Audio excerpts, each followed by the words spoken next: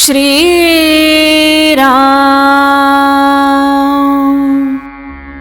वाचनाची आवश्यकता आणि मर्यादा.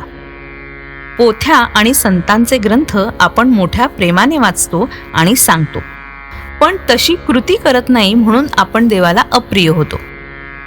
संतांचे ग्रंथ हे अगदी प्रिय व्यक्तीच्या पत्राप्रमाणे मन लावून वाचावेत.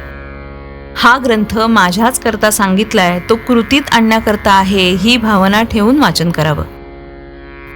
ग्रंथ लिहिणाऱ्याची तीव्र इच्छा असते की त्याप्रमाणे लोकांनी आचरण करावं. त्यावरची टीका वाचताना मूळ ग्रंथातला मतितार्थ लक्षात आणावा.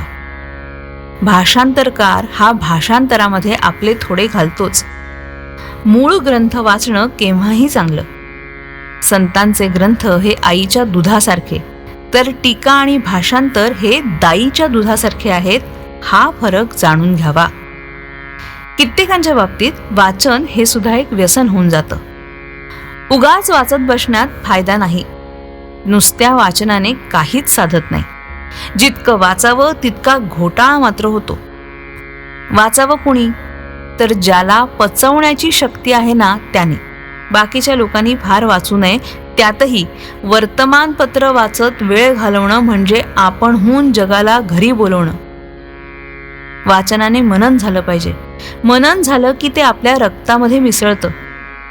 वाचन आणि साधन बरोबर चालावं, मग साधकाला वाचनापासून खरा अर्थ कळतो आणि आनंद होतो.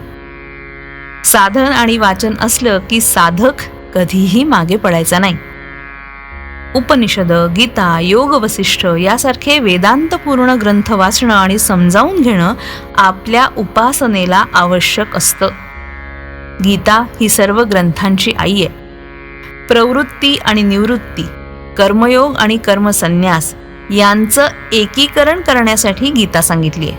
हे लक्षात ठेवून ते वाचावं. वेदांत हा आचरणात आणल्याशिवाय त्याचा उपयोग नाही. हितकारक गोष्ट आचरणात आणलीच पाहिजे. समजा आपण एका गावाला जायला निघालोत आणि मोठ्या रस्त्याने जातो. वाटेत एक माहितगार इसम भेटला आणि त्याने आपल्याला जवळची एक पायवाट दाखवली. त्या पायवाटेने आपण आपल्या गावी लवकर पोहोचतो.